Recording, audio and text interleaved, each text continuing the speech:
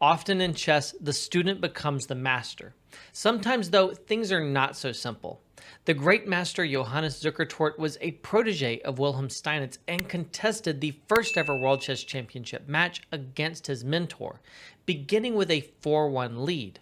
Unfortunately for Zukertort, though, things then came undone over the lengthy contest, and it was Steinitz who became the first world chess champion. Zukertort's health collapsed thereafter, and he sadly died within just 2 years. 3 years prior to the match, Zukertort played his masterpiece, crushing the great English master Joseph Henry Blackburne, delightfully nicknamed the Black Death. This gem, my number 6 best chess game from before 1900, is an excellent positional and tactical effort and is, for my money, better than any game ever played by Zukertort's foe and mentor, Steinitz. Zukertort begins the game here with pawn c4. Certainly in the 1880s, this was a bit unorthodox for a top player. People really loved e4 for good reason. e4 is a great move.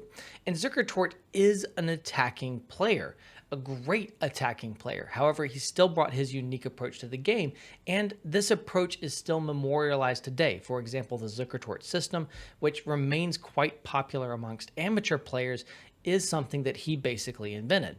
Here, after c4, we see the game develop with e6, e3, knight f6, knight f3, pawn to b6. Certainly not a bad move, but it's hard to believe that this is better than a natural move like pawn d5. Now bishop e2, bishop to b7, fianchettoing the bishop, castles, and d5. Now this move probably is not really bad, but it does seem a little bit inconsistent to me with the move bishop to b7 because, of course, the d5 pawn is blocking the bishop a little bit. And white here, I think, and Stockfish thinks, would do well to play pawn takes on d5. The point is, if you capture with a piece, then you're down one center pawn. White has 2 center pawns and you only have 1. And if you capture with the pawn, then you're blocking this bishop right here. And it seems to me like white has the more natural game. However, after pawn d5, we see pawn d4 from Zukertort. Play is going to develop pretty naturally. Both players are going to get a good game, although Stockfish does like black a little bit better. Here we get bishop d6, knight c3, castles, b3, knight to d7, bishop b2. And now the preference of the engine is pawn to a6. But it seems like Blackburne isn't really paying attention to what Zukertort is up to, because if he was, he certainly would not have played the move queen to e7. And Zukertort immediately spots the flaw. It is knight to b5, which would have been stopped by pawn to a6. And white is just going to win the bishop on d6. And that's a nice bishop right there. It's nice to have the bishop pair most of the time in a position like this where all other things are pretty much equal. But it's extra nice when it's your opponent's best bishop and maybe best minor piece on the board. So now white's definitely going to have a solid advantage. Now, Blackburne continues with knight e4. We get knight takes d6, pawn takes d6, doubled pawns, but hey, another center pawn, so there's something positive here. And in this position, we see an interesting skirmish that's extremely well described by the great coach Artur Yusupov. Here, black has a bit of an issue. There's one great square for a knight. It's the e4 square, and this knight is sitting on the e4 square. This knight also would really like to be on the e4 square, but you have superfluous knights. You have 2, and you have 1 good square for the knights. And this can be exploited by white by making sure that the knights cannot exchange themselves off or exchanging off one of themselves. And here you can play the move knight to e1 and prepare pawn to f3. The knight will have to move back. Your knights no longer have access to even 1 good square, and down a bit of space in this position, black is really struggling with more minor pieces on the board than there are good squares to accommodate. This doesn't happen though, and instead we see the inaccurate move knight to d2, allowing black to exchange off one of the knights and resolve one problem in the position, the fact that you've got superfluous knights. Black doesn't appreciate this and misses the opportunity to capture on d2 and instead plays the move knight to f6. Here, Zukertort forces things, which is, not a big mistake, but a really good and instructive move was knight to b1. kind of admitting the error of knight d2, pulling back, and then preparing pawn to f3 when the knights are absolutely falling all over themselves or tripping over themselves. And in this position, white just has a much better position. You play f3, you push black back, then you bring your knight back out. Probably you bring the knight out to c3 now, so you've also got an extra point from pulling back to b1, which is that you can reroute to a better square than you were on d2. So this is just a really, really nice and very large advantage for white. Instead, we see the move pawn to f3, which is also quite a good move outside of the opportunity here because white is just continuing to do much better, and eventually we'll get the pawn center moving.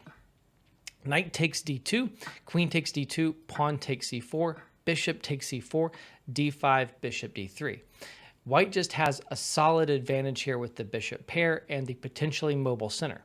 Now, after rook to c8, going to the only open file on the board, a very classical move, I really, really like here how Zukertort plays it.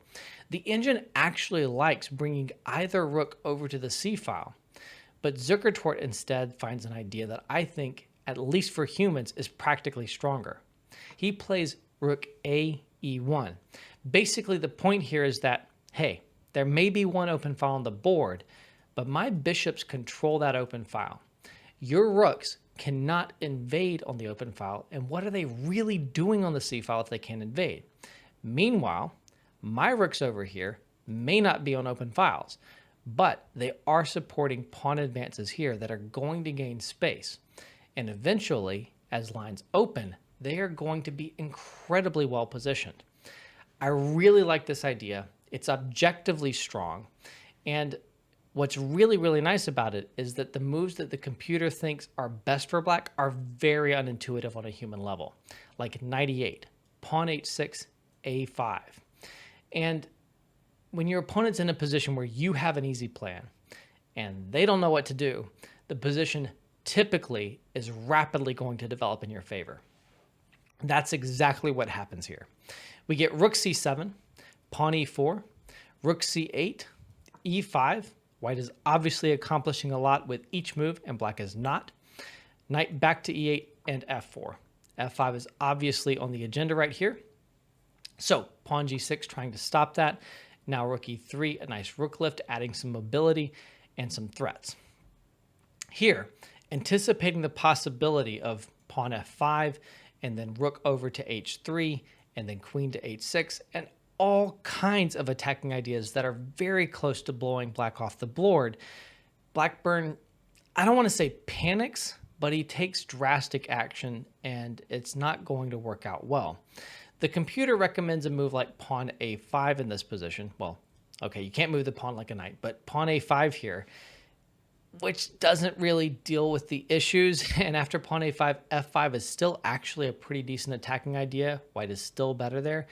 So it's hard to blame Blackburne in this position, but the move f5 is a bit of a flinch. After f5, this is 1883. I am not sure that in 1883, the official rules of chess in all of the different federations actually included the rule en passant, but the players here were playing with the rule en passant in place. White does capture en passant. And the thing about f5 is that lines have been opened, and white has the better and more mobile pieces in the area of the board where it matters, and the open lines are going to work in white's favor. Now, black really needs here to capture with the queen. After capturing with the queen, there is no tactical knockout available to Zukertort, but he just has the better pieces, the better pawn structure, the ability to attack this weak point on e6, and he'll try to win the game, but it's not yet won. Instead, though, after knight takes f6, played in the game, it's basically won because of pawn f5. And the problem is that the queen, which could have been on f6 instead of on e7, is now tactically vulnerable here. There's a pin on the e-pawn, and as a result, lines are opening to white's advantage. Here, if you capture on f5, then just bishop takes f5, the pin remains, and e6 is falling. This is a disaster. So after f5, we see knight to e4, trying to clog things up with this good knight right here. So knight e4, bishop takes e4, eliminating the strong knight. Now, one ramification of the capture of the bishop is that you no longer have a bishop covering the point on c2, and Blackburne is relying on this fact. Pawn takes g6, and in this position, if you capture back, then rook g3 is overwhelming. You're threatening rook takes g6, which will soon lead to mate or a huge win of material. You're also threatening like queen g5, queen h6, maybe pawn d5. All of it's too much. This is a decisive position for white. So after pawn takes g6, there is no recapture here from Blackburne, and instead he plays rook c2. A very, very nice move at first sight. He's forking the queen and the bishop. Maybe black is even winning, right?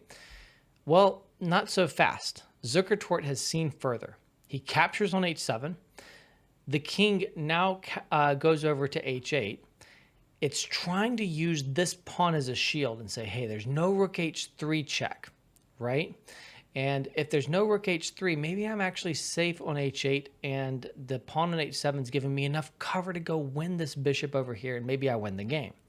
Well, a move you certainly have to consider is pawn d5 check, which is played in the game, opening up this long diagonal, which black immediately closes with pawn e5. And in this position, if you don't remember the thumbnail or haven't seen the game before, it's a great moment to try and figure out what white's move is. There's only one truly decisive move. It is the brilliant queen to b4.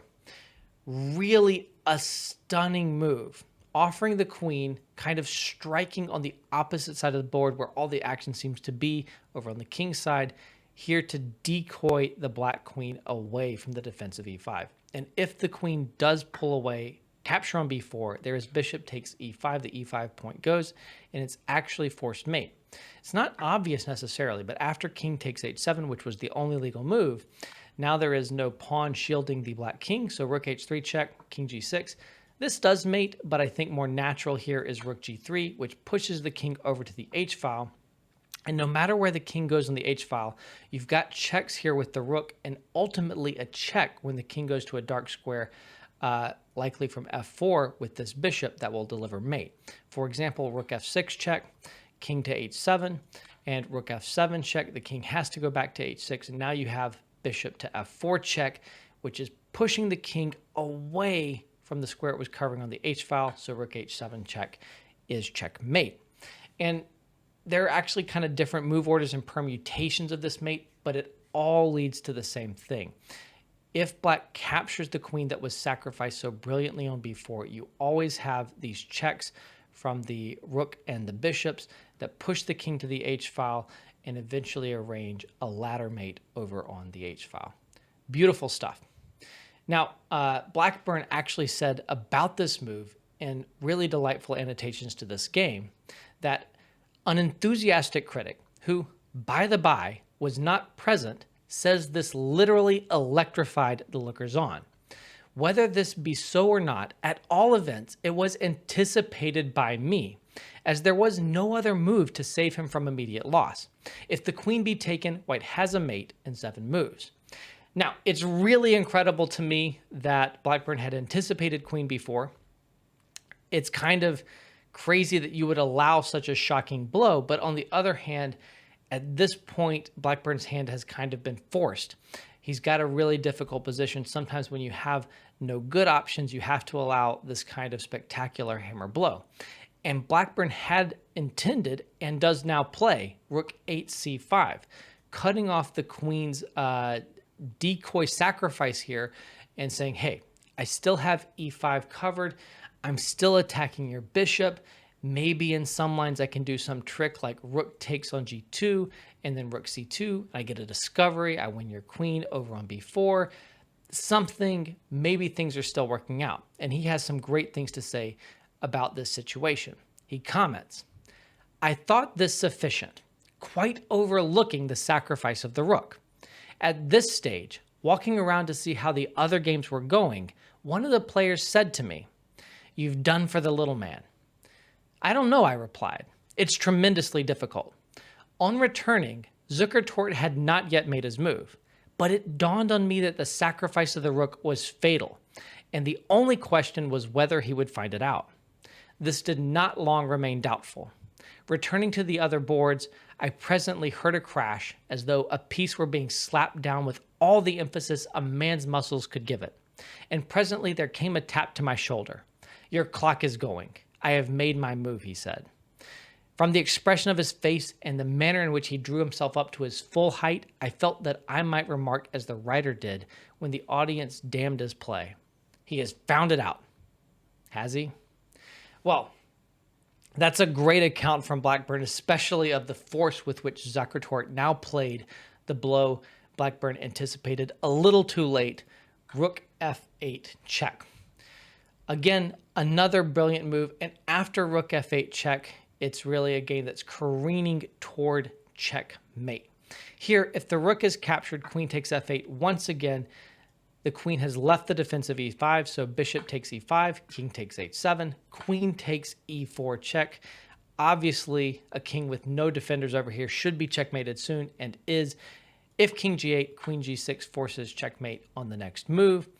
And if king h6, there's rook h3 check, king g5, rook check. There are a lot of ways to finish this off. In this position, for example, there are actually 4 different checkmates that I can see for white. And if you want, you could try to find all 4 checkmates. In the game, after rook f8 check, black plays king takes h7, continually refusing to accept the sacrificed queen and rooks. Now we get queen takes e4, king g7, and in this position, there's actually a small improvement here. The best move pointed out by Stockfish and by the amateur Edgar Chelaby is rook g8 check, which would have really been a fine finish to this very, very fine game. King takes g8, queen g6 check is leading to mate because if the king steps over to either side, there is a rook check that checkmates basically right away. And if queen g7, there's queen e8 check, and the rook is coming over either to g3 or h3, and it's actually mate in 4 at most, according to the engine. You can verify that for yourself. However, the move played in the game is also quite lovely. It's bishop takes e5 check, maybe not as good as rook g8, but still more than good enough. And the point here is that black is basically forced to accept the sacrificed rook finally. King takes f8, and now bishop g7 check, a really great move. Here, if queen takes g7, there's queen e8 checkmate. The line has been cleared on the e-file. Beautiful finish. And if any other move, such as the move played in the game, king g8, you just capture the queen. And here, Blackburne resigned. This is a really wonderful game, I think, with beautiful positional points and ultimately an incredible tactical finish. I really think it's maybe the best holistic game, from start to finish with positional and tactical themes that was played through the year 1900. If you want to see more of my favorite chess games that were played before 1900, then click on that playlist that is popping up on your screen.